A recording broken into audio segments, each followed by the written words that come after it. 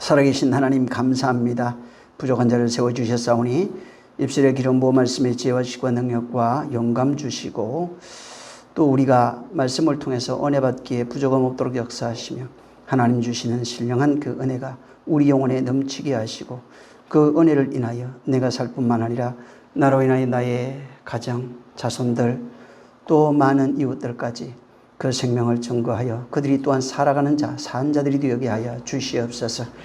정말 여자가 해산하여 아들을 낳으리니 그래야 산 자가 의미가 되리라 말씀하신 것처럼 우리 모두는 정말 아들을 낳아 산 자의 의미로 살아갈 수 있는 자들이 되게 하여 주시옵소서.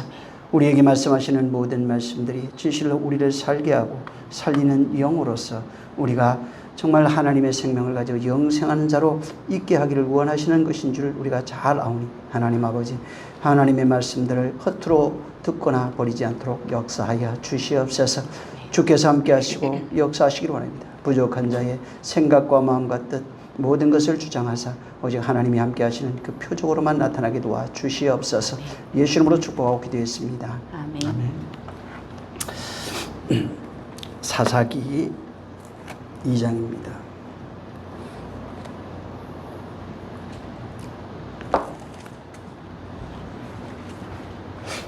사사기 2장 6절에서 23절 끝절까지 다 있습니다.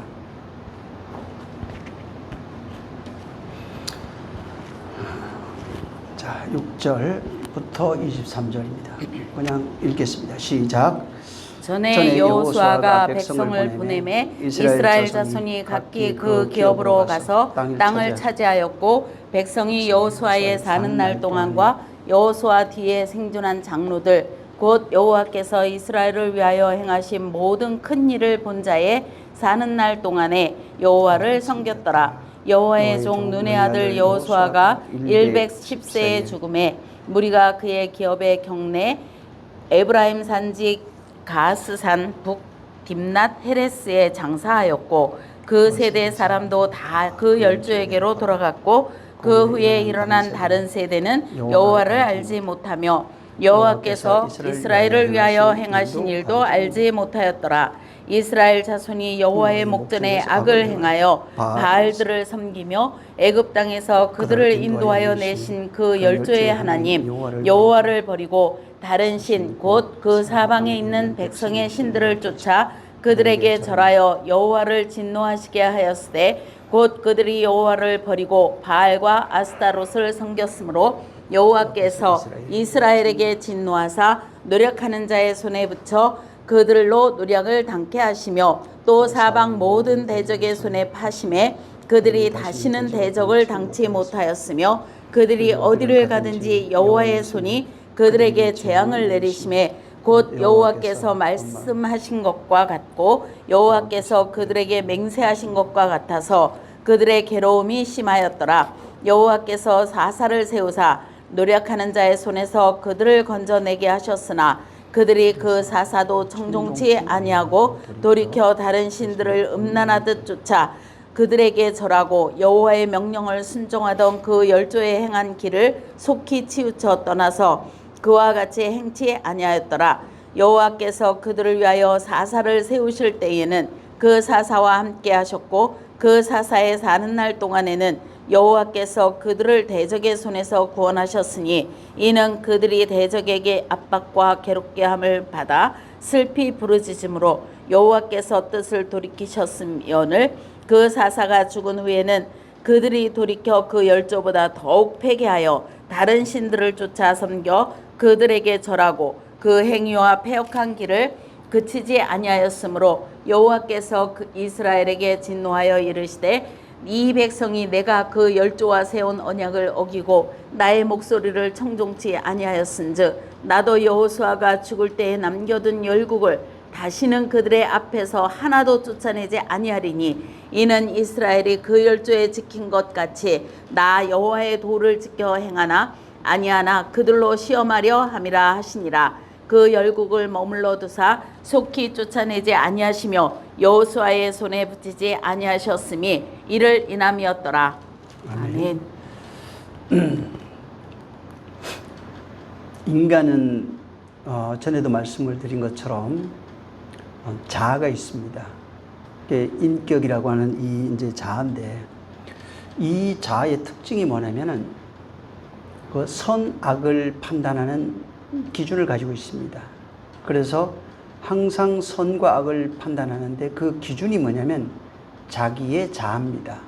이 세상 와서 뭐 부모나 세상이나 또 뭐 배움을 통해서 가진 그 자기의 자아가 있는데, 이것은 사람마다 조금씩 다르고 문화마다도 다릅니다. 그리고 이제 이로 인해서 형성된 자기 그 자아의 의가 있습니다. 그리고 그 의를 가지고 항상 다른 사람들과 비교를 하게 되어 있습니다. 그래서 비교 하위에 있으면은 주눅이 들고, 또 그들에게 이제 조심합니다. 행위나 이 말들. 근데 자기 자신이 비교 상위에 있을 때 다른 사람을 판단하고 가르치려고 합니다. 자, 문제는 뭐냐면 인간 자체는 세상에서 선악으로 말미암아 되어진 그런 자아, 그 인격을 가지고 누구를 판단하거나 정죄할 수 있는 인간이 없습니다.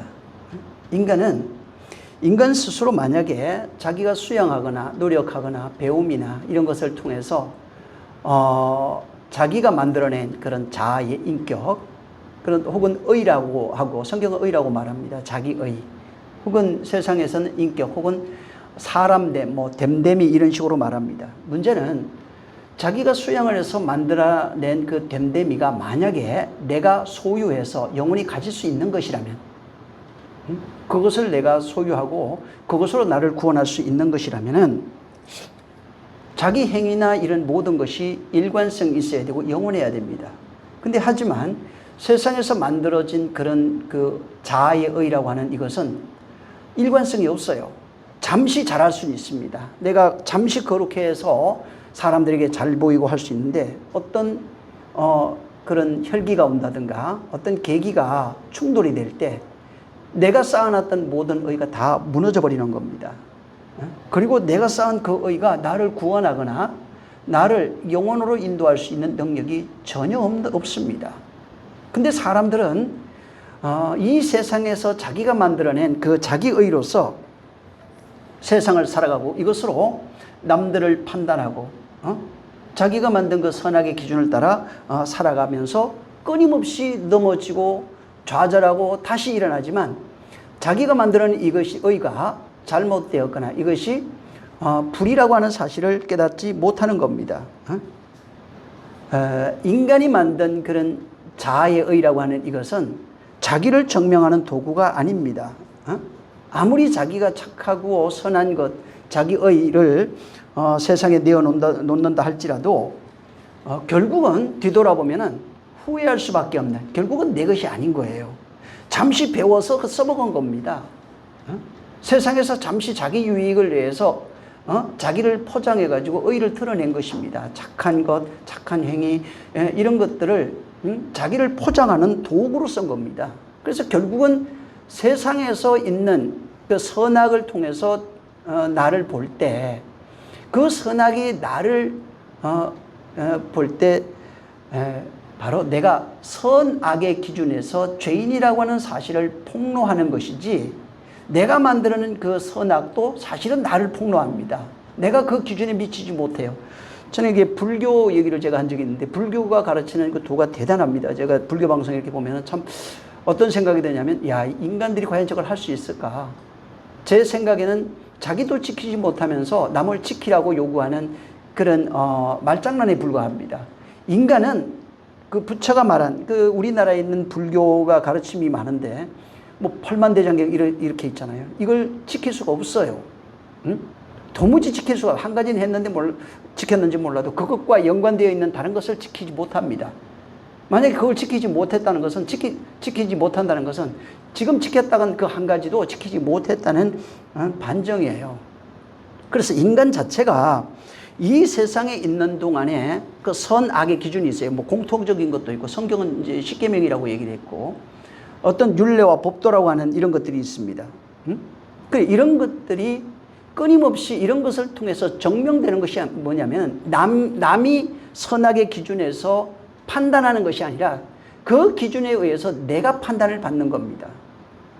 그래서 세상에 있는 기준 혹은 자기가 만든 기준이라도 죽는 날까지 끊임없이 폭로되고 증거되는 것이 하나님 앞에서는 여전히 불의한 존재, 아무것도 할 수 없는 더럽고 추악한 그런 존재인 것이 바로 폭로되는 겁니다. 그래서 인간이라고 하는 것은 그 문화가 뭐 어떻게 됐든 혹은 뭐 어떤 종교를 가지고 있든 없든 그것이 아니라 공통적으로 종교 아래 있든 문화 아래 있든 어떤 배움이 있든 없든 양심과 율법을 가지고 있는 모든 그런 윤리와 법도를 가지고 있는 모든 사람들은 그 앞에서 자기 자신이 폭로되는 겁니다.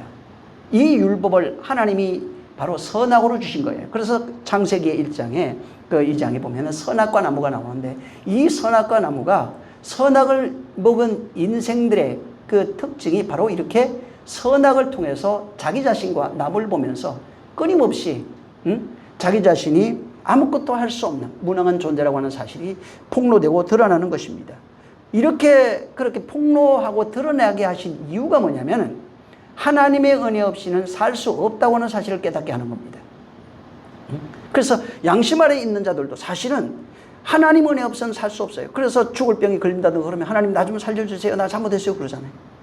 뭐 훌륭한 종교를 가지고 있어요. 뭐 불교가 됐든 상관없어요. 유교가 됐든 도교가 됐든 이런 종교를 가지고 있는 자들도 끊임없이 그 앞에 뭐냐면 나는 내가 할 수 있는 것이 없어요. 신이 없이면 하나님 없이는 하나님의 은혜 없이는 신의 은혜 없이는 살 수 없다고 하는 그 사실을 바로 드러내게 하려 하는 겁니다. 그래서 인간이라고 하는 것 자체가 바로 이 세상의 존재의 그 목적이 뭐냐면 하나님에 의해서 하나님으로 말미암아 하나님이 이끄시는 대로 살아가는 그런 존재인 겁니다. 이것을 우리가 깨닫는 겁니다. 우리가 무슨 세상에서 착한 일을 하고 선한 일을 해서 그것을 가지고 내가 오늘날 그 선한 일 하는 사람 많죠. 남을 구제하는 사람도 많고 이것을 가지고 하나님이 그거 기쁘게 봐가지고 그 사람을 그 사람의 행위와 그런 열심, 인생의 그런 역사를 볼 때 참 선한 것이 많죠. 불교에서 그런 거 있잖아요. 자기 행한 대로 그 심판을 받고 좋은 일을 행한 불교 이건 기독교에도 있어요. 좋은 일을 행한 사람은 천국으로 극락으로 그렇지 못한 사람은 지옥으로 영벌로 들어간다고 하는 그런 이야기가 있습니다. 근데 문제는 뭐냐면 인간 자체가 자기가 행한 그런 행위의 결과 인생의 그런 첩경에서 일어난 그런 선악의 결과를 가지고 선한 것으로 자기의 존재가 규정이 돼서 그것으로 말미암아 자기를 구원할 수 있는 그런 존재가 아니라는 겁니다. 인간이 자기를 구원할 수 없어요. 어떤 행위로도 안 됩니다. 오늘 교회에 오면은 많은 사람들이 의아해하는 것이 그런 얘기 많이 듣죠. 열심히 순종하고 열심히 행해야 되고 많이 섬겨야 되고 많이 봉사하고 많이 헌신하고 그러면 하나님 앞에 가서 면류관을 받고 구원받는다고 얘기하는 얘기 많이 합니다. 근데 성경은 그렇지가 않아요. 인간의 행위로 구원받는 것이 아닙니다. 그래서 기독교에서 가르치는 것이 죄는 하나님의 은혜로 받고 상은 인간의 행위로 받는다고 하는 이거 상벌에 대한 얘기인데 이것이 잘못된 것입니다. 모든 것이 은혜로라. 은혜 없이는 인간은 살 수 없는 겁니다.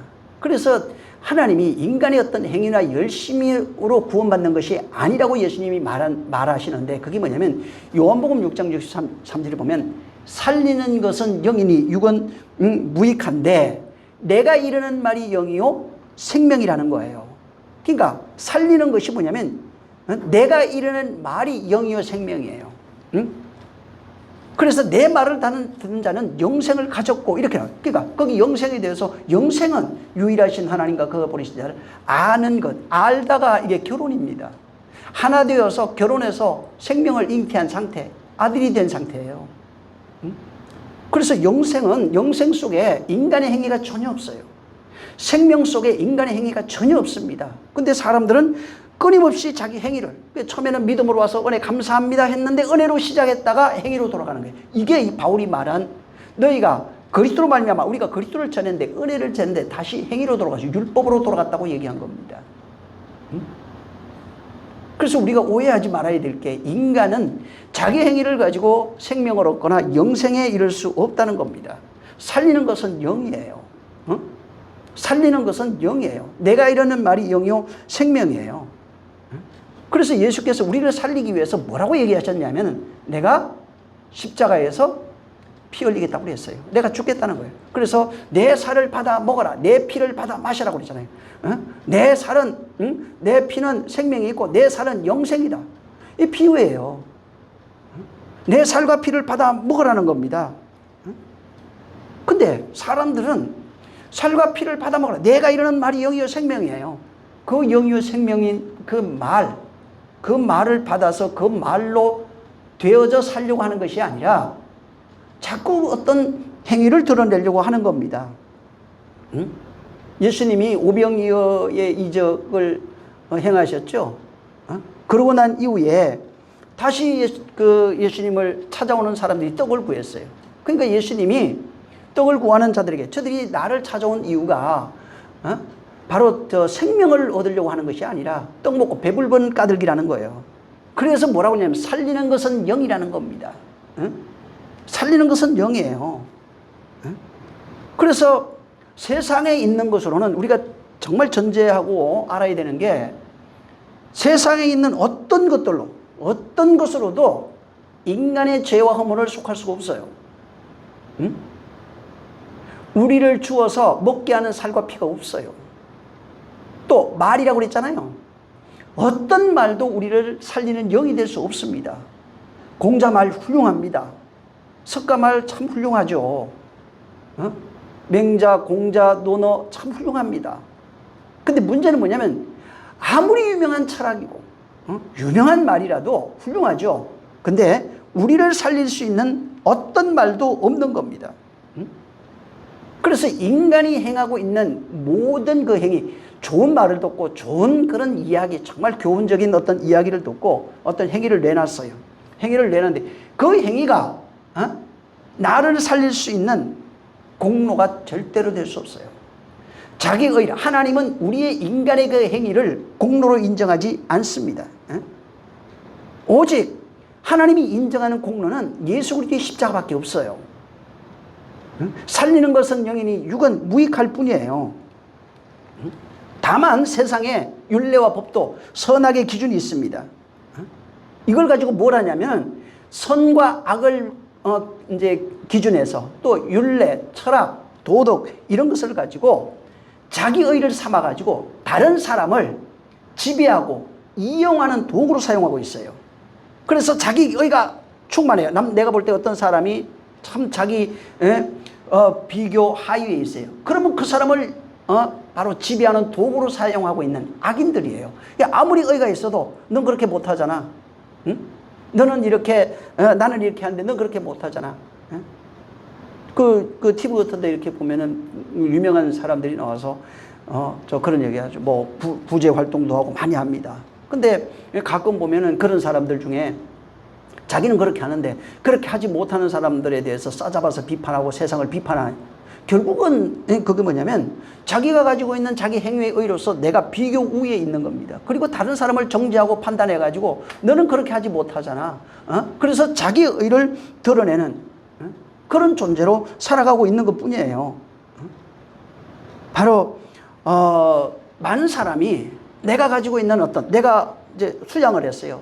또 의를 드러냈어요. 금방 얘기한 것처럼 구제를 많이 했어요. 이것이 자기 의가 돼서 먼저 자기가 다른 사람들보다 비교 우위에 있어서 그 의를 자기가 선점한 거예요. 그래서 나의 거룩함, 나의 의로움, 나의 그런 구제의 그런 국률함, 남들을 사랑하는 그 사랑을 가지고 다른 사람을 지배하는. 결국은 뭐냐면 너희들은 내 앞에 무릎 꿇어. 나처럼 그렇게 못 되잖아. 나처럼 그렇게 하지 못하잖아. 내가 너보다 더 낫잖아. 라고 자기를 드러내는 거예요. 그러니까 결국은 세상 자체가 그렇게 돌아갔어요. 더 많이 가진 자가 적게 가진 자를 지배하는 겁니다. 율례법도 똑같은 겁니다. 있는 자가, 수양을 많이 한 자가 하지 못한 자를 지배하는 거예요. 돈이 많이 가진 자가 많이 없는 자를 지배하는 거예요. 먼저 그 사람들이 선점을 한 거예요, 그거를. 명예를 많이 가진 자가 명예 없는 자를 무시합니다. 권력을 많이 가진 자가 권력이 없는 자를 무시하는 겁니다. 그래서 인간 자체의 속성이 뭐냐면 내가 가지게 되면 남을 무시하게 돼 있어요. 뭐 상위 1% 이런 얘기 하잖아요.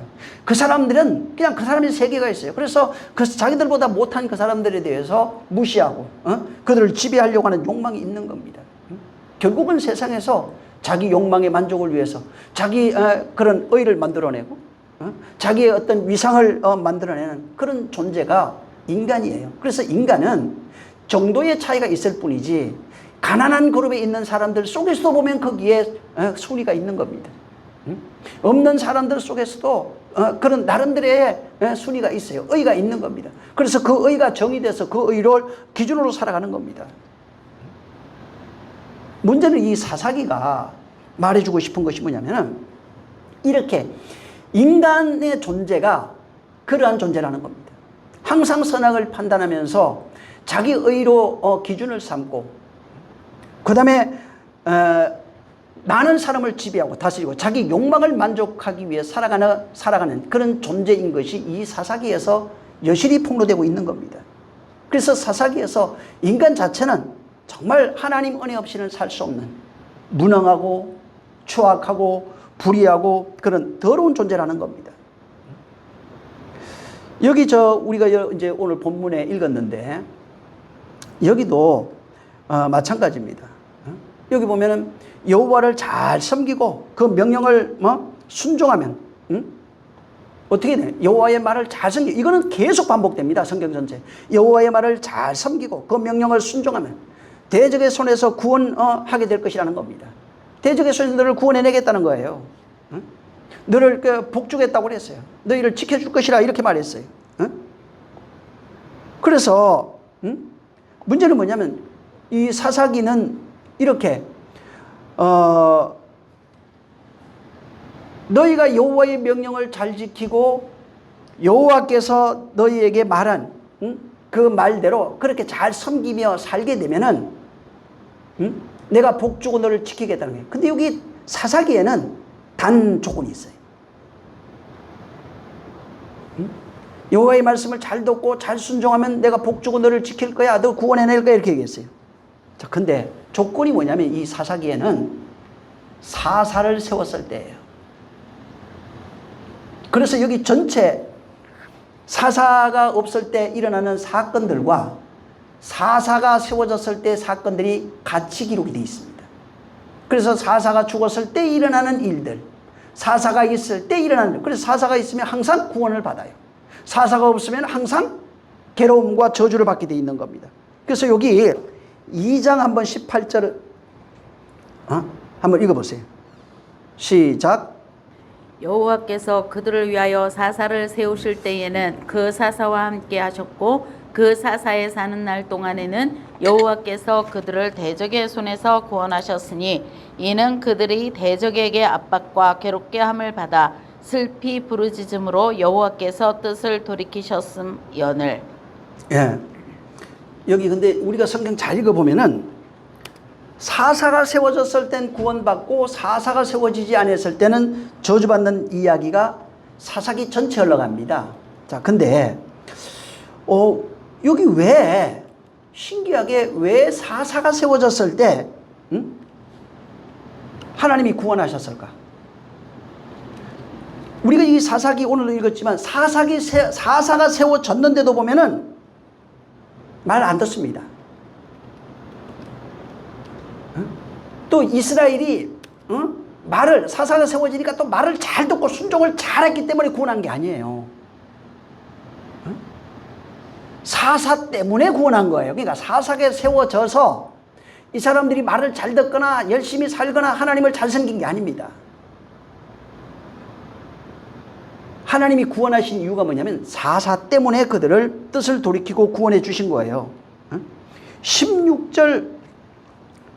자, 여기 하나님이 16절에 사사를 세웠네요. 17절 읽어보세요. 한번 시작.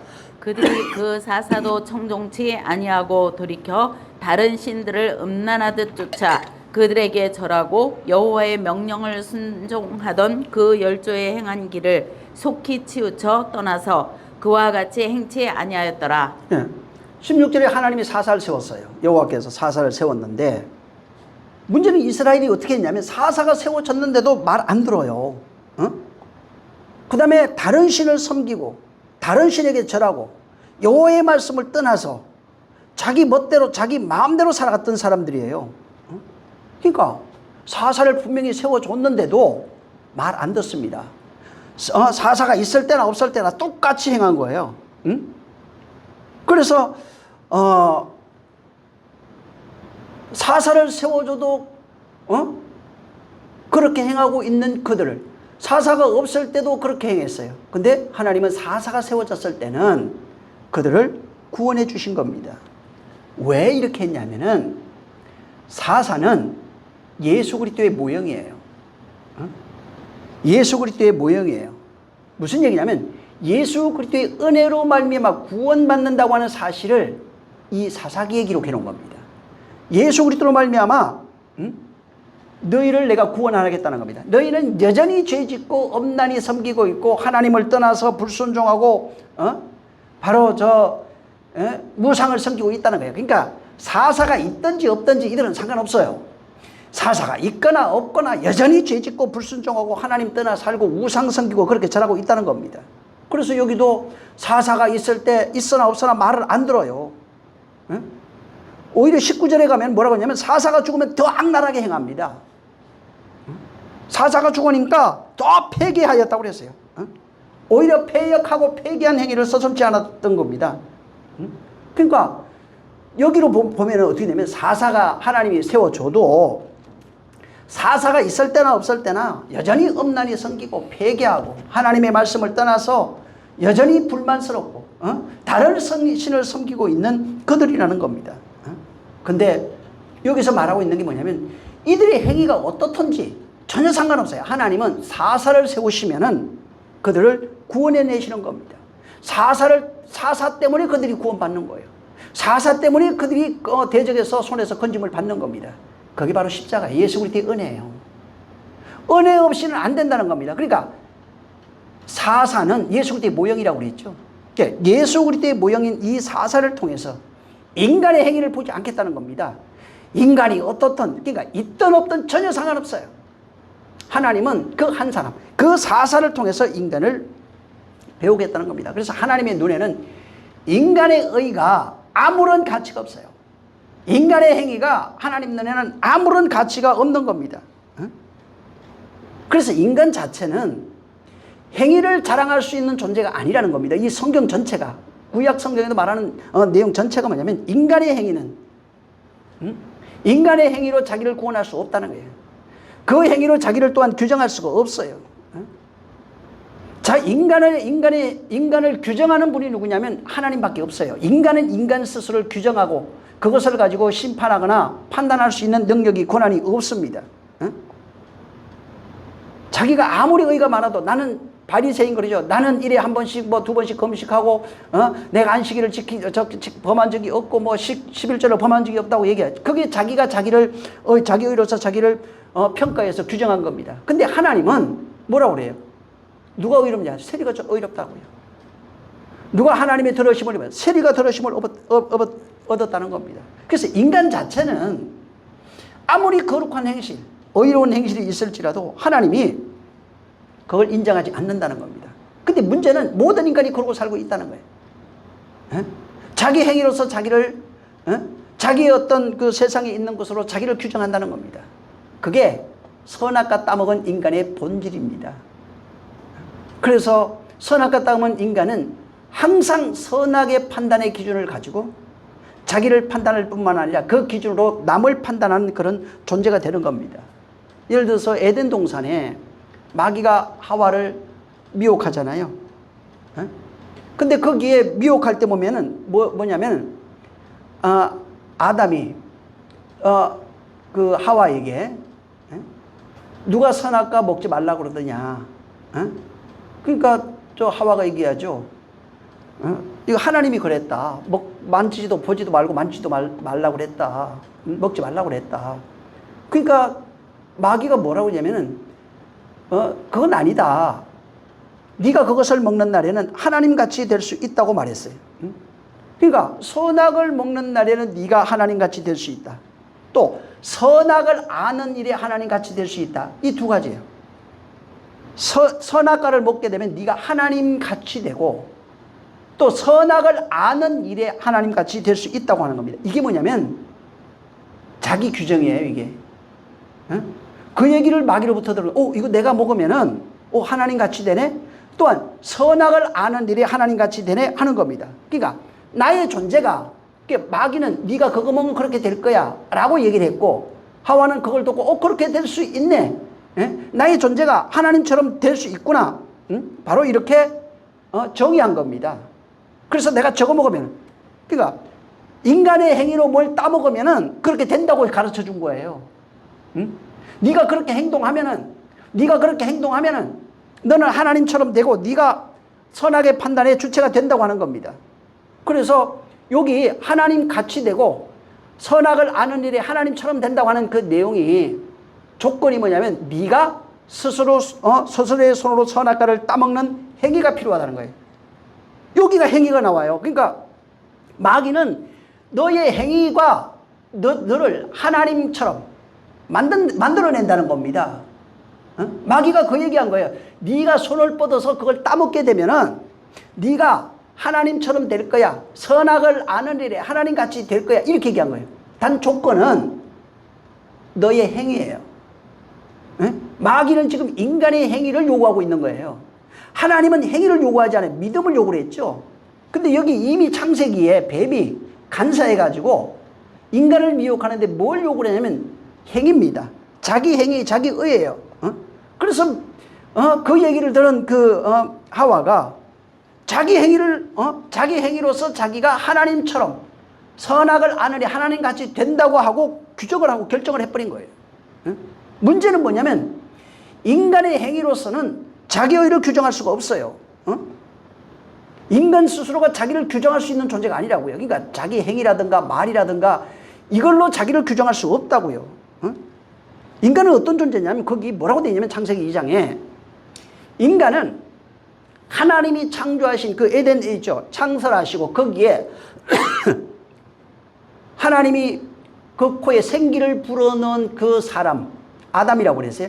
그 사람을 거기에 두어 그 동산을 지키게 했다고 그랬어요. 이게 인간의 존재하는 그 이유입니다. 무슨 얘기냐면 하나님이 창설한 거기에 하나님의 뜻대로 뜻에 의해서 거기에 두어져서 그 뜻대로 살아가는 그 존재라는 겁니다. 그래서 인간의 존재 자체가 창조할 그때부터 바로 하나님께서 결정하신 그 내용대로 그 뜻 안에서 규정되고 정의되고 바로 살아가는 그런 존재로 규정되어 있다고요. 그러니까 하나님의 만든 그 환경 안에서 하나님의 세계입니다. 그게 말씀이 되지. 지금 이제 신약의 말씀이라고 그래요. 그 세계 안에서 규정되는 존재라고요. 그러니까 그 세계 밖에서는 규정될 수가 없어요. 하나님이 만든 그 환경 속, 그게 말씀의 세계예요. 그 속에서 규정된다고요. 근데 저 마귀는 뭐라고 얘기하냐면 그것이 아니라는 겁니다. 네가 행위로서 너를 규정할 수 있다고요. 네가 하나님처럼 될 수 있다고 하는 겁니다. 그래서 인간의 행위로서 자기를 나타내고 증명하고 자기가 무엇인가를 만들어낼 수 있다고 규정하는 것이 그게 타락이에요. 그러나 성경 전체는 하나님은 인간은 그런 존재가 아니라는 것입니다. 그런데 하와는 하나님이 만든 그 환경이 있어요.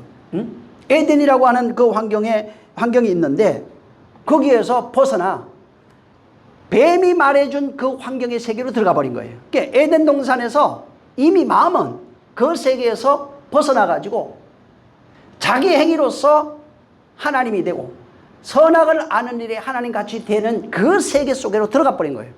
그러니까 육체는 거기 있어도 거기 있는 존재가 아닌 겁니다. 그래서 지금 아담과 하와가 선악과 먹었잖아요.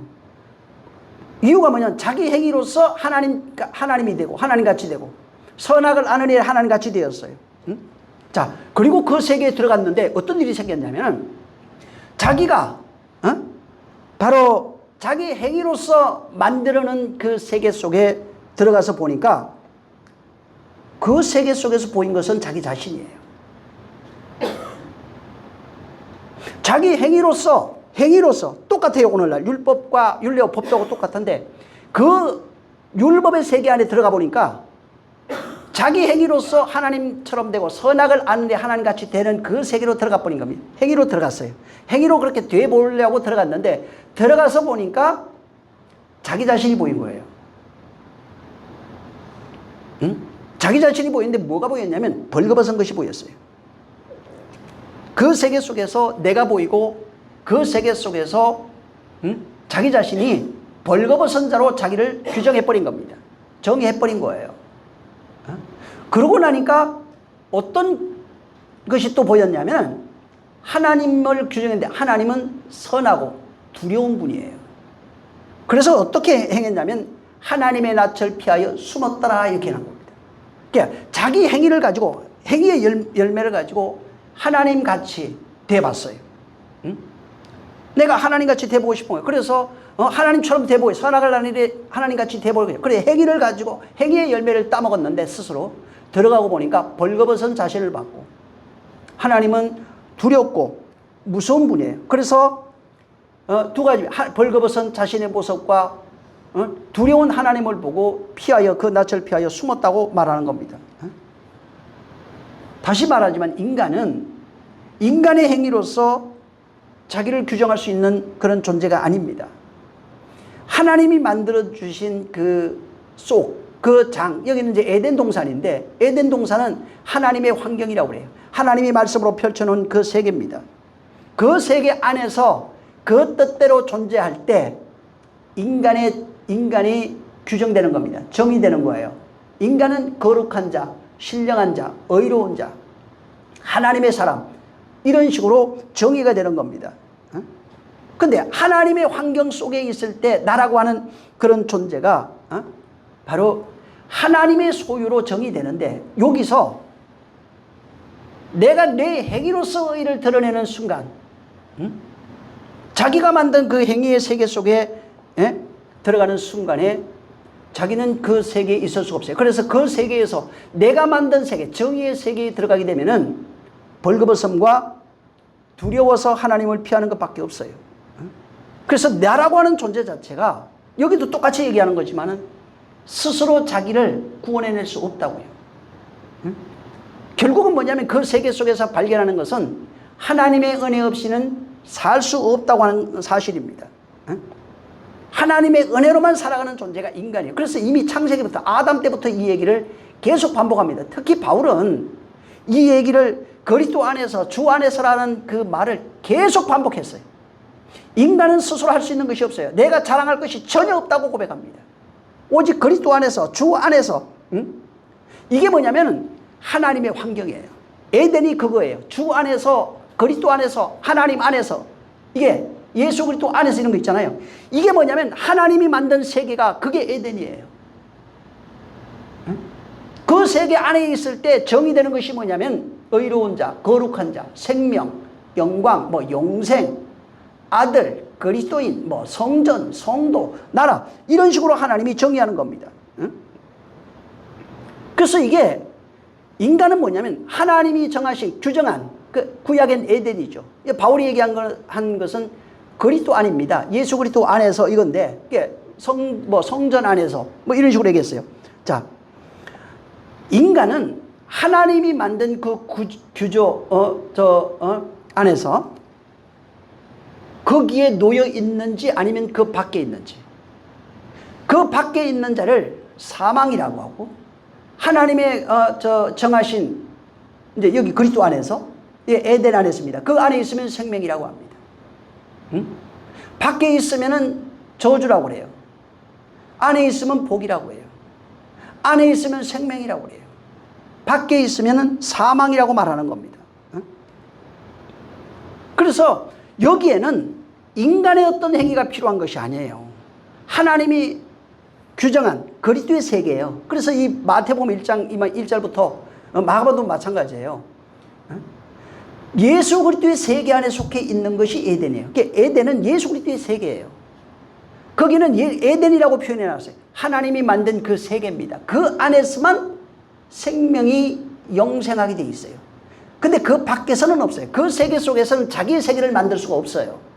그리스도 안에서는 우리의 세계를 만들 수가 없다고요.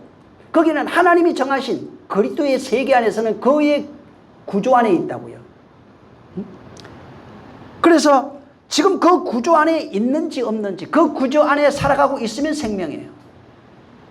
근데 그 구조 안에 있으면서 자기의 의를 드러내요. 그러면 자기의 세계, 자기의 행위의 의를 드러내면은 벌거벗은 자기 수치를 보게 돼 있어요. 하나님을 피하여 피할 수밖에 없어요. 그래서 피조물인 인간이 하나님 앞에서는 절대로 인간의 어떤 행위나 이런 것들이 능동적으로 발휘해서 하나님이 나를 쫓아올 수 없어요. 나를 지지하는 것이 아닙니다. 인간은 수동적이에요. 하나님이 만든 세계 속에 인간이 들어갈 뿐이에요. 그리고 그 세계의 질서 안에서, 그 세계 안에서 그 질서를 따라 살아가는 그것이 바로 생명인 것입니다. 그래서 성경은 하나님의 질서를 떠난 자들, 수동적으로 살아야 할 그런 존재가 능동적으로 자기 의를 드러내며 살아가는 그런 존재가 될 때 끊임없이 심판이 떨어져요. 그래서 성경은 계속해서 인간이 얼마나 무능한지, 인간이 얼마나 부족하고 인간이 얼마나 나약한지, 하나님 은혜 없이는 살 수 없다고 하는 사실을 계속 반복적으로 증거하고 있다는 겁니다. 사사기는 특히 이게 더 그래요.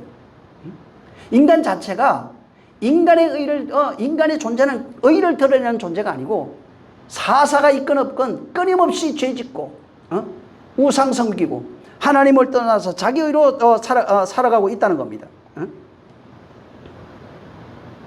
근데 이미 에덴의 그 창세기 3장에 되겠지만 그 뱀이 마귀가 노리는 게 바로 그거예요. 그게 뭐냐면 하나님의 은혜 없이는 살 수 없다고 말하는데 아니야. 네 의로 살 수가 있어. 너 훌륭한 사람이야. 너는 네가 만든 이 세계 또 세상 사람들이 만든 이 세계의 질서와 환경 안에서 얼마든지 네가 네 의를 드러내고 살 수 있고 구원받을 수 있다고 말합니다. 하나님의 환경 속에서는 구원이 없다고 말해요. 오히려 아니야, 네가 하나님처럼 될 수 있는 거야. 너는 선악을 판단하는 자가 될 수 있다고 말하는 겁니다. 그래서 인간이 하나님 없이는 살 수 없다고 하는데 그걸 파괴시켜요. 그래서 인간이 끊임없이 너 할 수 있어. 왜 너 같은 자가 하나님의 명령을 따라 살아야 돼? 네가 왜 그렇게 하나님의 말씀을 듣고 그건 아무것도 아니야. 네 스스로 할 수 있는데 왜 그렇게 하는 거야? 라고 속삭이고 있는 것이 바로 이 마귀의 특성이라고요. 그 뱀으로 나타나 있는데 사실은 바울은 그걸 옛사람이라고 얘기한 거예요. 옛사람은 끊임없이 땅의 것, 세상의 것으로 하나님의 말씀을 파괴시킵니다. 하나님께로 가는 모든 것을 파괴시키는 거예요. 신앙생활은 다른 게 아니에요. 하나님의 말씀에 의해서 나의 연약하고 무력하고 아무것도 할 수 없는 나 자신을 자각하는 겁니다. 그래서 정말 나 같은 존재는 하나님의 은혜 없이는 살 수 없구나 라고 하는 것을 끊임없이 깨닫게 하는 것이 신앙생활이에요. 내가 뭐 잘한 의를 드러내는 것이 신앙생활이 아니라고요. 나의 연약하고 부족한 것을 끊임없이 발견하는 게 그게 신앙생활이에요. 그래서 율법이 다른 것이 아니라 율법은 나의 존재된 나의 나됨을 발견하게 하는 겁니다. 죄악된 나됨을 발견하는 거예요. 그래서 율법이 끊임없이 의를 요구한다고 그러잖아요. 의를 요구하는데 보니까 율법이 의를 요구하는 거기에 이게 내가 빠져나갈 수가 없는 게 의가 없는 겁니다. 내 인간의 의는 없어요. 행위로 내놨는데 보니까 그 행위는 너의 행위로 구원할 수 없다고 말하는 거예요. 인간의 행위는 자기를 살릴 수 없다고 말하는 겁니다. 그래서 오늘날 똑같이 지금 아담과 하와가 당했던 것이나 오늘 지금 막 태어나서 자라가고 있는 아이들도 마찬가지입니다. 모든 인생들이 똑같이 이러한 유혹을 받고 있어요. 선악과 먹지 말라. 하나님이 만든 세계 속에는 그 질서 그 안에서 살아야 되는데 인간은 뭐라 그럽니까? 그 하나님 없이도 살 수 있어. 내가 스스로 신이 될 수 있어. 뭐 병 다 고칠 수 있고 우주를 날아다닐 수 있고 별거 다 합니다. 세상이 뭘 요구하는 거예요? 하나님 없이 네가 스스로 신이 될 수 있고 판단의 주체가 될 수 있고 거룩하고 의로워질 수 있다고 하는 겁니다. 그래서 그 이 성경에 마귀 뱀으로 표현되어 있지만 이것이 요구하는 것. 그 옛사람이 요구하는 것은 야, 다른 사람 없이도 살 수 있어. 너 혼자 뭐 잘할 수 있는데 왜 그러냐? 응? 네가 스스로 네 의를 드러낼 수 있고 네가 영생에 이를 수 있고 하나님 앞에 잘 보일 수 있고 구원받을 수 있고 이것이 저 뱀의 논리예요. 응? 이게 옛사람의 논리라고요. 응? 문제는 뭐냐면 이 창세기에 뭐가 나오냐면 아담이 그러한 논리, 이 뱀이 나왔죠. 그 논리에 빠져서 하나님이 만든 그 세계, 그 질서를 넘어가 버렸어요. 그리고 넘어가서 벌거벗은 자신을 발견하고 하나님의 낯을 피해 숨어있는 아담을 찾아오신 겁니다. 그래서 창세기 3장 8절부터 그 13절에 보면은 자세하게 나와 있어요. 선악과 먹은 그가 벌거벗은 자기를 발견했어요. 근데 그때 하나님의 낯을 피하여 여호와의 낯을 피해서 하나님의 낯을 피해서 숨어있는 아담을 찾아오셨는데 하나님의 질문이 좀 독특합니다. 하나님의 질문이 내가 무엇을 했느냐 이렇게 안 물어요. 분명히 그가 선악과 먹지 말라 했는데 그거 따먹었거든요. 그러면 네가 무슨 짓 했느냐 무슨 일을 했느냐 이렇게 물어야 되는데 그렇게 안 물어요. 뭐라고 묻냐면 아담아 너 어디 있느냐 이렇게 물어요.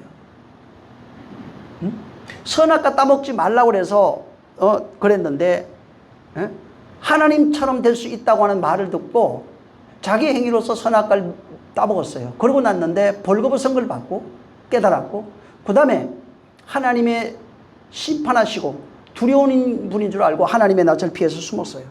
그때 하나님이 찾아오셔가지고 아담아 너 어디 있느냐 이렇게 물었어요. 너 무슨 일을 했느냐 이렇게 물은 게 아니에요. 지금 아담과 하와는 자기의 행위의 결과로서 자기 자신이 부끄럽다고 하는 것을 벌거벗었음을 깨달은 거예요. 부끄러움을 발견한 겁니다. 자기가 자기를 정의했어요. 선악과를 가지고 자기를 정의했는데 벌거벗었다는 겁니다.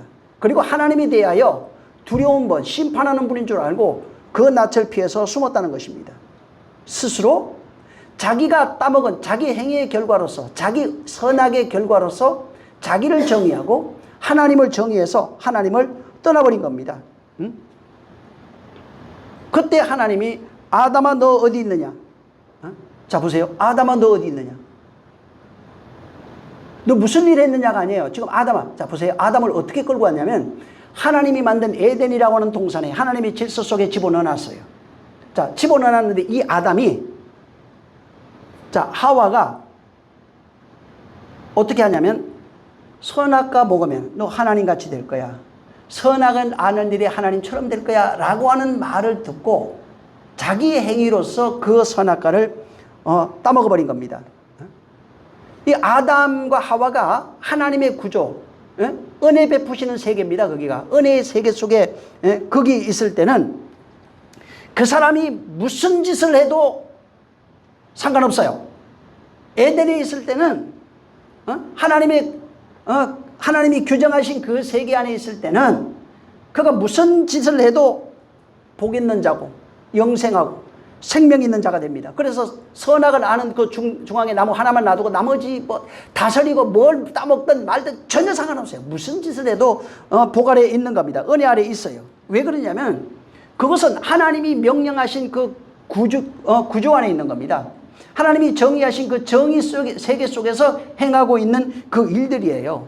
그래서 결국은 그 행위는 하나님에 의해서 발생된 거예요. 책임도 그것은 하나님이 지는 겁니다. 그래서 하나님 은혜 안에서 일어나는 모든 행위는 그건 하나님 책임이에요.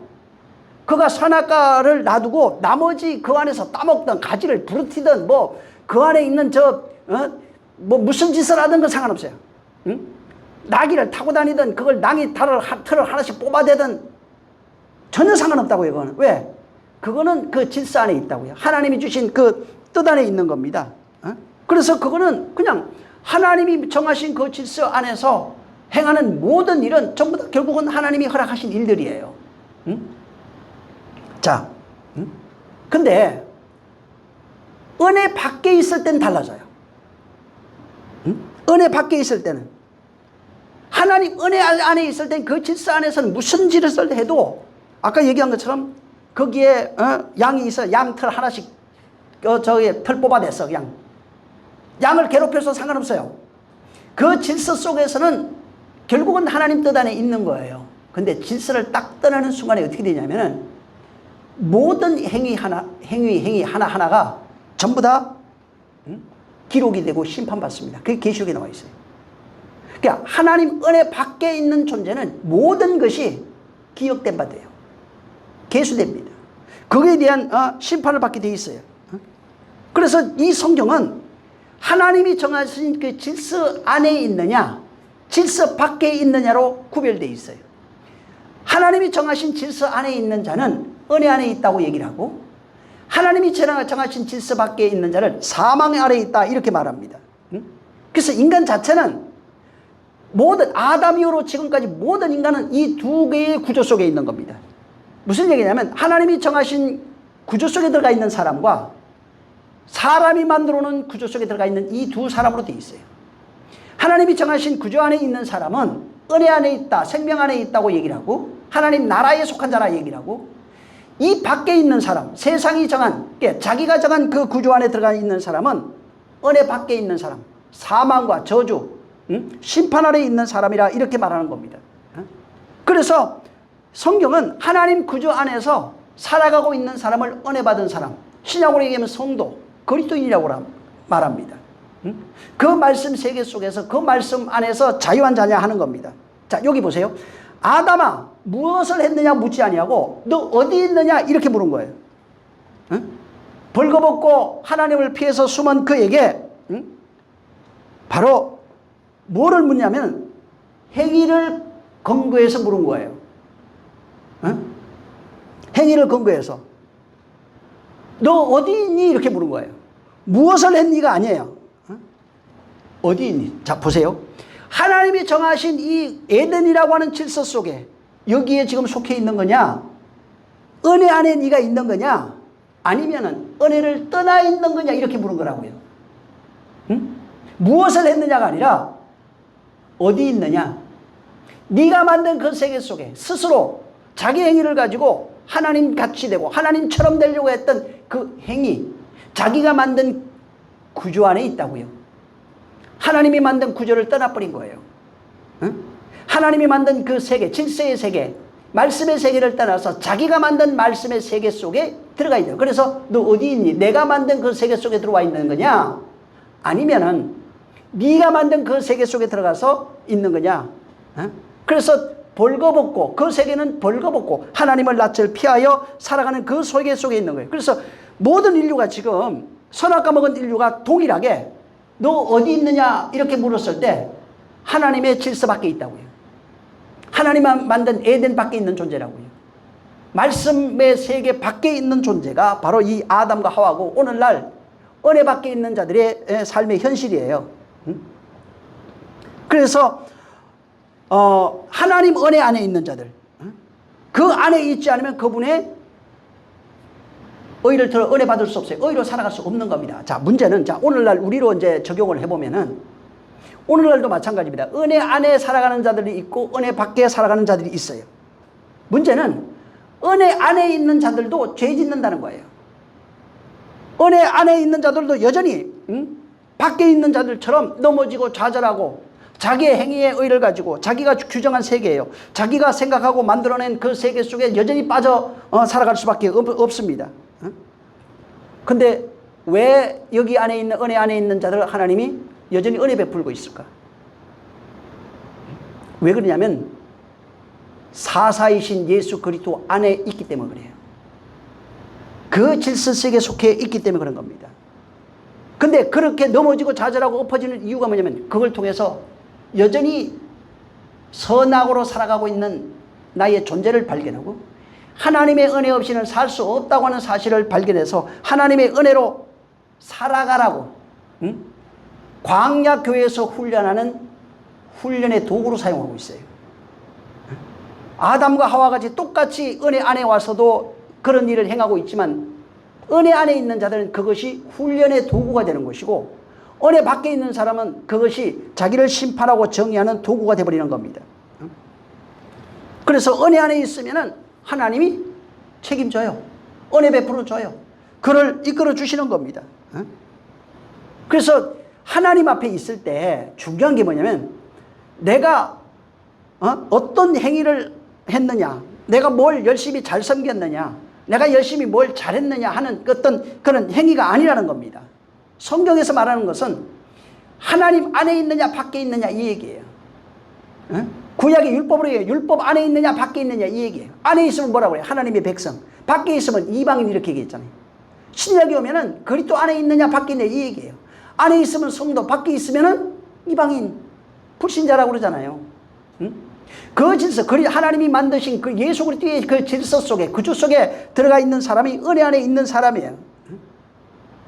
그래서 은혜 밖에 있는 자들에 대해서 외치고 이적 보여주고 내게로 나를 따라오라고 이렇게 말씀하신 겁니다. 그리고 그들에게 은혜 베풀어 주시는 겁니다. 그래서 은혜라고 하는 거는, 은혜 받았잖아요. 은혜는 나 자신을 드러내는 도구가 아니에요. 나를 내 훌륭함을 드러내는 그런 도구가 아니에요. 은혜는 뭐냐면, 은혜 받았다는 것은 그 속에 뭐가 있냐면 나는 무능하다는 얘기예요. 은혜 없이는 살 수 없다고 하는 존재예요. 나는 부족하고 무능하고 아무것도 할 수 없는, 하나님 없이는 살 수 없다고 하는 내용이 은혜라고 하는 단어 속에 들어가 있는 겁니다. 그래서 은혜 자체는 어떤 개인이 막 자기 의로서 내가 이렇게 했으니까 내게 은혜 베푸시고 내가 돈을 벌게 하고 부자 되고, 어떤 개인이 그 은혜를 행위로서 자기 소유로 규정할 수 없어요. 자기 소유로 만들 수가 없어요. 그건 절대로. 은혜는 무조건적 은혜예요. 대가 없는 은혜입니다. 여기에 인간의 의나 행위가 전혀 없어요. 그래서 은혜 받았다 그러잖아요. 은혜 받았다는 것은 다른 말로 얘기하면 어리석고 무능하고 부족하고 죄덩어리고 추악하고 패역하고 폐기하고 악한 존재라고 하는 사실이 폭로된 것이 은혜예요. 그래서 그 사실, 죄인인 사실을 바로 은혜로 폭로시켜 준 거예요. 그래서 은혜로 감싸준 거예요. 이렇게 안에는 보면은 시큼하고 더럽고 추악하다고요. 이거를 하나님의 은혜로 포장해 줬다고요. 그래서 은혜 없이는 살 수 없는 거예요. 근데 여기에 인간의 의가 없다고요. 그러니까.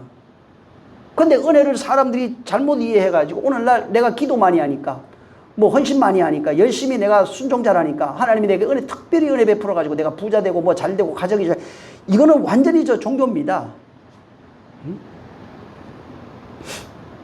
하나님의 은혜는 인간의 도구가 될 수 없어요. 자기의 의를 드러내는 도구가 아닙니다. 오직 일방적 은혜로 그분이 죄인들을 감싸시고 구원해내시는 내용입니다. 그래서 아담아 너 어디 있느냐 이게 물었어요. 네가 있는 그 위치가 어디야? 네가 있는 그 장소가, 환경이 어디냐 이 말이에요. 에덴이냐 에덴 밖이냐. 하나님, 다시 다른 말로 하나님의 질서, 하나님이 규정하신 그 질서 속에 있느냐 아니면 밖에 있느냐. 근데 아담이 어디 있었어요? 밖에 있었어요. 그래서 하나님의 낯을 피하여 숨은 거예요. 밖에 있었어요. 그래서 거기에 하나님의 은혜가 나오는데, 은혜가 뭐냐면 가죽옷이에요. 하나님이 너 죄진 거 아는데 내가 덮어줄게. 그게 가죽옷으로 나온 겁니다. 그래서 아담과 하와는 뭘 하냐면 하나님의 은혜 없이는 도무지 살 수가 없다고는 사실을 깨달은 거예요. 하나님이 정한 질서에게서 떠나 자기가 만든 그 질서 세계 속으로 들어가 버린 겁니다. 그래서 네가 있는 그 위치가 어디야? 환경이 어디야? 응? 네가 만든 그 세계냐 아니면 내가 만든 세계냐? 이걸 물으신 거예요. 근데 아담은 떠나 있었어요. 그래서 말한 게 벌거벗고 있습니다. 여기서. 거기 환경이 아니에요. 거기 환경에서는 벌거벗어 있어도 수치가 없어요. 그 질서 안에서는 행복과 평안과 안녕이에요. 안식이에요. 근데 떠나서 내가 만든 질서 속에 오니까 내가 벌거벗고 있는 거예요. 하나님이 두려운 분으로 보이는 거예요. 그 안에서는 두렵지 않았어요. 그 안에서 늘 즐거워요. 근데 여기는 두렵다 이 말이에요. 그러니까 하나님의 질서를 떠나 있다고요. 그래서 내가 은혜 베풀어 줄게 라고 말하는 겁니다. 자, 근데 지금까지 말한 이 내용이 사사기에 그대로 흘러가고 있어요. 이 사사기에서 전체 내용, 구조를 이렇게 보면은 어떻게 되어 있냐면, 먼저 죄가 드러납니다. 자, 죄가 까발려지고, 그 다음에 죄가 까발려져요. 그게 뭐 사사를 통해든 아니면 여기 앞에 지난번에 봤을 때 그 2장에 보면은 여호와의 사자가 알려주잖아요. 그래서 죄가 먼저 까발려집니다. 까발려지고 나면 어떤 일이 나면 슬퍼해요. 아, 우리가 그랬구나. 우리가 정말 잘못했나 보다 하고 이렇게 슬퍼합니다. 그 다음에 일어나는 사건이 뭐냐면 그걸 깨닫고 나면 간구합니다. 기도합니다. 그리고 요것이 끝나고 나면, 기도가 끝나면 하나님의 은혜가 나타나는데 구원이에요. 그래서 죄가 먼저 까발려지고 그 다음에 죄가 까발려지면은 그들이 슬퍼합니다. 그 다음에 그들이 하는 일이 간구와 회개예요. 그 다음에 그런 일이 있고 나면은 바로 구원입니다. 요 이야기가 사사기에 계속 반복되는데 사사가 14명 나옵니다.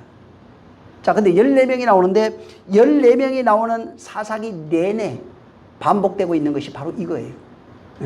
죄가 드러나고 그 다음에 그것 때문에 슬퍼하고 그 다음에 간구하는 회개가 있고 그 다음에 하나님의 구원하는 그 이 네 가지 이 내용이 계속 반복돼요. 요게 뭐냐면 죄 드러나고 그 다음에 슬퍼하죠. 그것 때문에.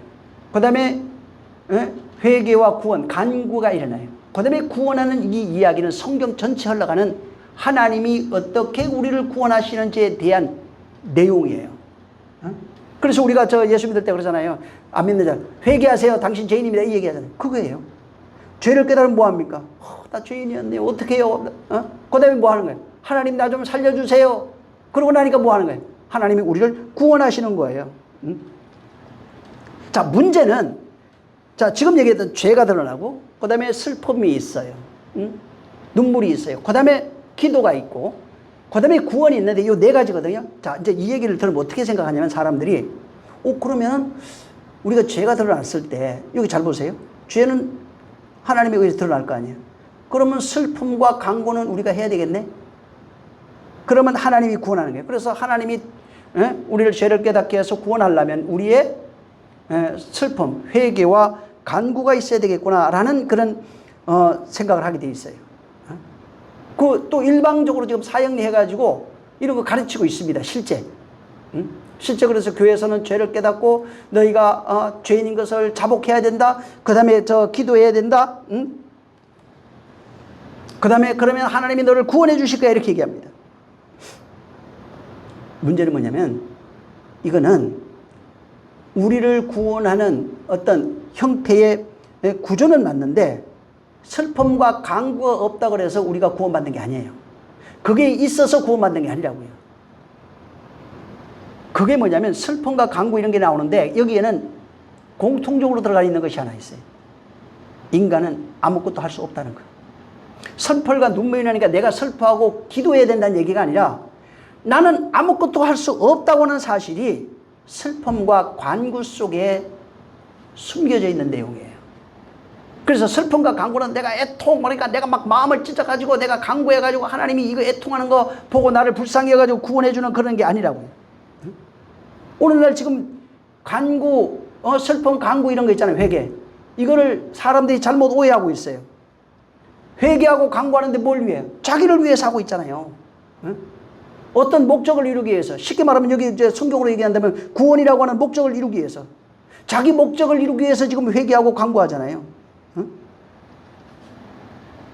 근데 성경은 그렇게 얘기하네요. 슬픔과 간구라고 하는 것은 내가 그런 행위를 내놓으니까 구원하는 것이 아니라고요. 나는 아무것도 할 수 없는 존재. 나는 연약한 존재. 그걸 자복하는 거예요. 은혜 없이는 살 수 없구나. 라고 하는 것을 자복하는 겁니다. 근데 이 사사기는 특히 이것이 좀 더 까발려져가지고 어떻게 나오냐면 슬픔과 간구의 눈물이 여기 있어요. 나오는데 전부 다 공통점이 지 맘대로 안 돼가지고 슬퍼하고 간구해요. 지 맘대로 안 돼가지고. 그래서 내가 하나님 뜻대로 살지 못해서 제 속에서 정말 나는 무능한 자다라고 그렇게 우는 것이 아니에요. 그런 것이 아니라 뭐가 지 맘대로 안 돼요. 전에도 얘기한 것처럼 물론 거기에 진짜 회개한 사람도 있을 거예요. 근데 11절부터 나오는 내용에는 그 얘기가 아니에요. 10절까지 내용은 과거에 여호수아 때 있던 이야기를 해놓은 겁니다.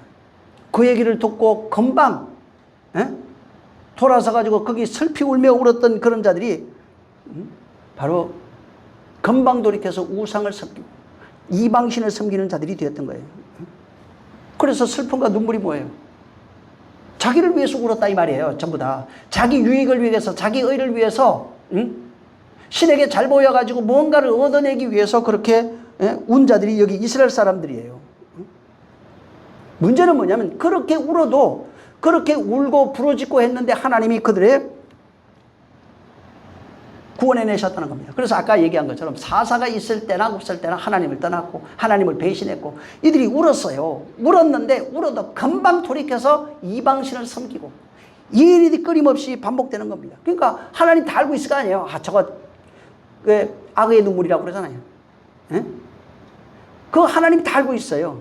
근데 왜 그들을 은혜 베푸시고 그들을 구원해내시는가? 그들이 그렇게 금방 울고 회개하면서도 금방 돌이켜서 이방신을 섬기고 있는 그들을 은혜 베푸신다 이 말이에요. 분명히 그들이 마음에 없는 회개, 마음에 없는 눈물을 흘리고 있다는 것을 알잖아요. 여기 지난번에 읽었지만 복임에 있을 때 여호와 사자가 와서 알려줬어요. 너 이렇게 했으면 내가 함께 한다고 그랬는데 너희가 여호와의 말씀을 떠나서 그렇게 이방신을 섬기고 그렇게 했다는 거예요. 그러니까 그날에 통곡했대요. 울었는데, 그래서 그 울었던 곳을 가리켜서 그곳을 복임이라 했다고 그랬잖아요. 회개하면서 그것을 울었어요. 우는 자들이란 뜻이에요, 복임이. 울었는데 11절부터는 아니라고요. 여전히 뭐라고 되어 있어요? 이스라엘 자손이 여호와의 목전 앞에서 악을 행하고 바알을 섬겼으며 애굽에서 인도한 여호와를 버렸대요. 그리고 다른 신을 섬겼다는 거예요. 그러니까 그들이 울었는데 어떻게 해요? 울고 난 이후에 복임에서 울고 난 이후에 연결된 거는 바로 연결된 것이 여호와를 떠나서 이방신을 섬기고 그 다음에 바알과 아스타롯을 섬기는 행위로 이어졌어요. 다른 말로 얘기하면 하나님이 원하시는 회개와 간구의 눈물이 아니에요. 자기들이 생각하는 회개와 간구의 눈물을 흘린 적이 있는지 몰라도 은혜 안에 들어가는 은혜가 필요해서 정말 하나님의 은혜 안에 진정한 회개의 눈물을 흘린 적이 없는 자들입니다. 하지만 자기 욕심에 의해서 어떤 꿈을 이루기 위해서 눈물을 흘렸는데 하나님은 그들에게 은혜 베풀어 주신 거예요. 아까도 얘기한 것처럼 그것이 뭐냐면 사사 때문에 그렇다고요. 하나님이 그들에게 은혜 베푸신 이유가 그들이 뭔가 잘해서가 아니에요. 악의 눈물을 보고 그걸 그냥 넘어가 준 그런 것이 아닙니다. 그들이 그때 여호와의 사자의 말을 듣고 눈물을 흘리니까 한번 봐주지 뭐. 그런 이야기가 아니라고요.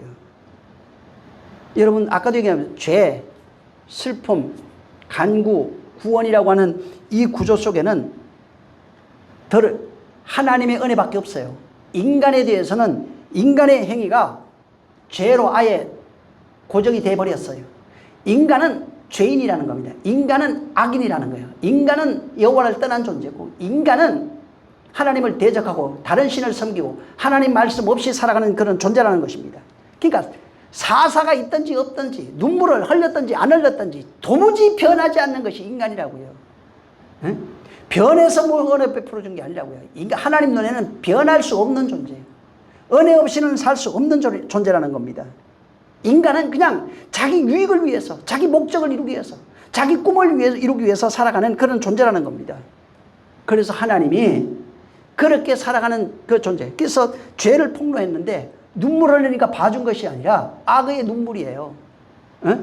간구했다는 거예요. 진짜 자기 목적을 위해서 어떤 간구를 해요. 근데 하나님은 그걸 보고도 그들을 구원내신다는 겁니다. 그래서 인간이 내놓을 수 있는 것은 의의가 없고 인간은 의인이 없나니 하나도 없다고 로마서 3장에 얘기했잖아요. 없어요. 인간은 의의가 전혀 없는 존재라고요. 그래서 하나님의 정의는 인간은 의의가 없으니 하나님의 은혜로 살 수밖에 없다는 것입니다. 그래서 이렇게 죄가 드러나는 과정에 눈물을 흘리는 과정에 간구하고 회개하는 과정에 구원하는 과정 속에서 하나님의 은혜로만 될 수 있다는 겁니다. 인간이 할 수 있는 건 전혀 없다 이 말이에요. 인간의 행위가 전혀 필요치 않다는 거예요. 인간의 의가 전혀 필요하지 않다는 겁니다. 그래서 인간에게 행위를 요구하는 것이 아닙니다. 여러분 잘 보세요. 구약에 하나님이 율법을 주셔요. 그리고 성막을 지으라고 그래갖고 제사법을 가르쳐 줍니다. 그래서 하나님이 구약에 보면 이스라엘에게 율법과 제사를 주셔요. 자, 그런데 아니 율법과 제사를 주시면 그 속에 뭐가 있을 거 아니에요. 근데 선지자들이 뭐라고 강구하냐. 율법과 제사를 주면서 그렇게 하라 했는데 그렇게 했어요. 근데 선지자들이 와서 전가한 것이 뭐냐면 메시아가 오면 살리라 이렇게 얘기해요. 다른 얘기로 하면 뭐냐면 율법과 제사 아래에 있어도 구원받지 못해. 메시아가 와야만이 구원할 수 있어. 이 얘기입니다. 그래서 율법과 제사로는 구원이 안 됩니다.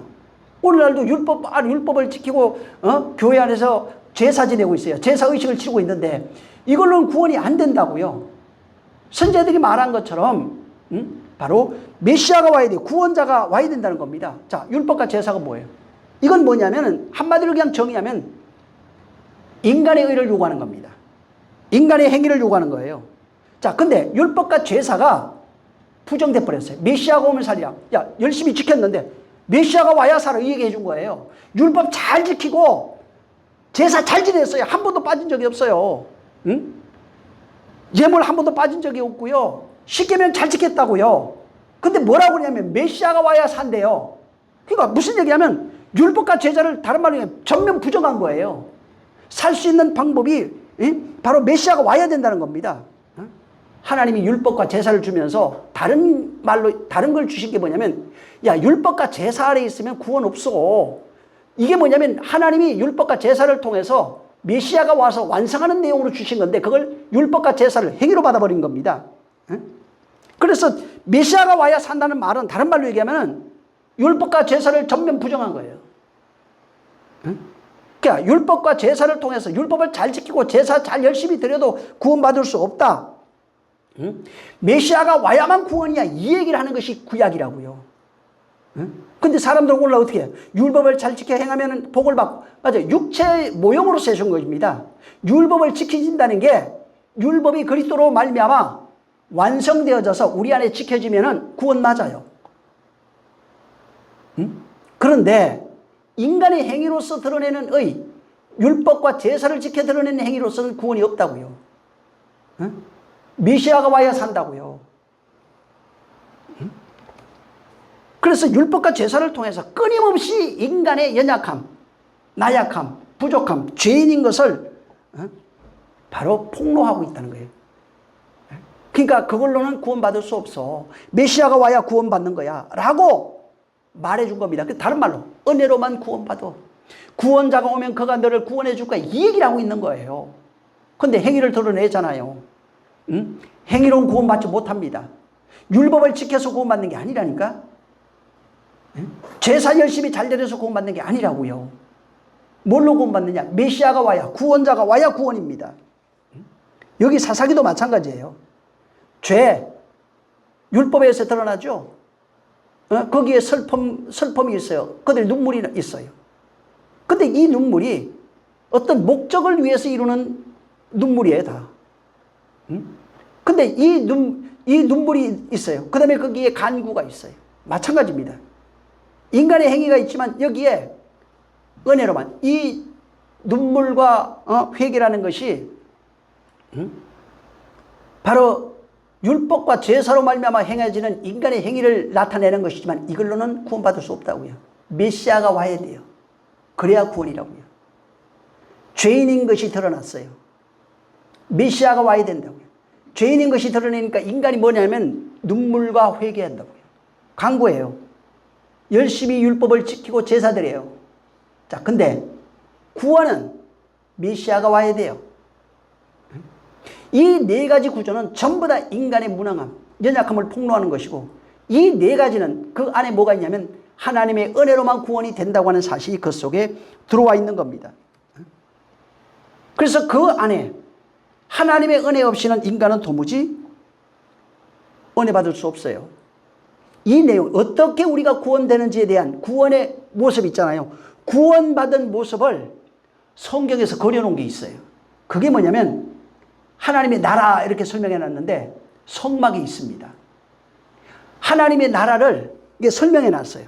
그리고 거기에 모형으로 그려놨는데 그 안에 구원이 이런 거야 라고 해놓은 것이 성막이에요. 이렇게 이루어져. 이 안에 구원은 이 안에 들어가서 이 안에 있는 것을 구원이라고 그래요. 성막 안에서. 근데 정확하게 그 안에서 이게 구원이다, 완전한 구원의 내용이 이거다 한 것이 지성소에 있어요. 요거는 다음 시간에 제가 한번 말씀을 드리겠습니다. 지성소 안에 법궤에 있어요. 이게 하나님의 은혜가 어떻게 우리에게 입혀져 있는지, 어떤 모양으로 나타나 있는지를 거기에 다 해놨습니다. 그 안에 다 있어요. 우리 잘 알죠? 그 안에 돌판, 그 다음에 뭐 지팡이, 만나 항아리가 있잖아요. 그리고 그 다음에 그 위에 시언자가 있어요. 그 다음에 그 은혜 베푸는 요게 하나님의 나라 모형이에요. 여기에 하나님이 우리를 어떻게, 여기 지금 사실 우리 인간은 은혜가 없다 그러잖아요. 인간은 은혜 없이는 살 수 없어요. 죄, 사망, 저주, 불의, 타락, 모든 더러움 속에 있는 존재라는 거예요.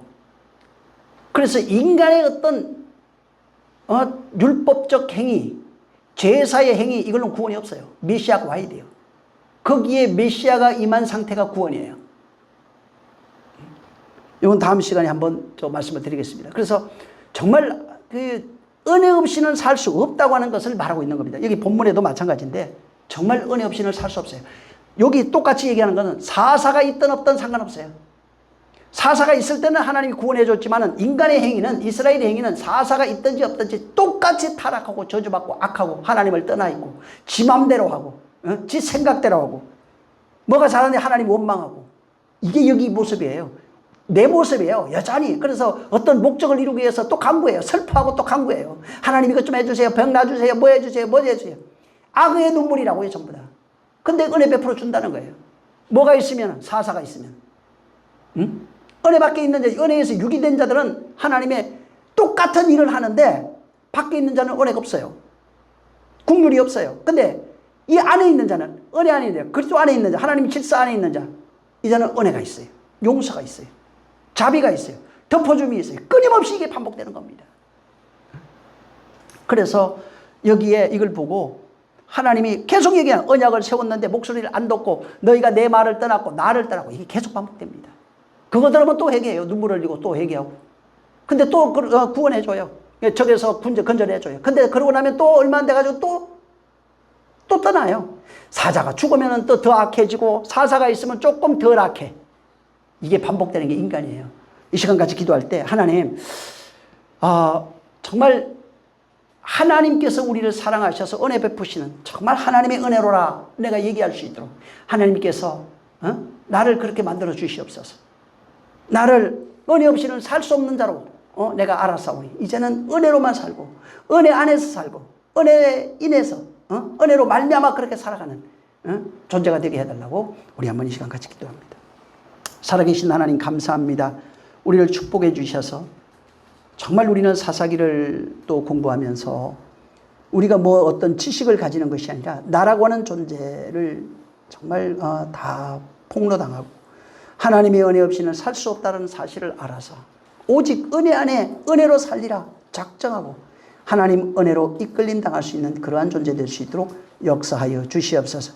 성경은 끊임없이 인간의 의를 요구하는 것이 아니라 하나님의 은혜로 살리라 하는 이것을 끊임없이 반복해서 우리에게 말씀하고 있지만 우리는 끊임없이 하나님을 안전하고 또 성경을 읽으면서 율례와 법도 곧 율법을 지키고 제사 행위를 하면서 자기 의를 자랑하고 의를 드러내 하나님께 나아가려고 하는 오류를 범하고 있사오니 하나님 아버지여 진실로 은혜로 시작했으니 은혜 안에 거해서 은혜로 마치는 존재, 정말 구원받는 그러한 존재 되게 하여 주시옵소서. 성령이 함께 하시기를 원하며 예수 이름으로 축복하고 기도했습니다.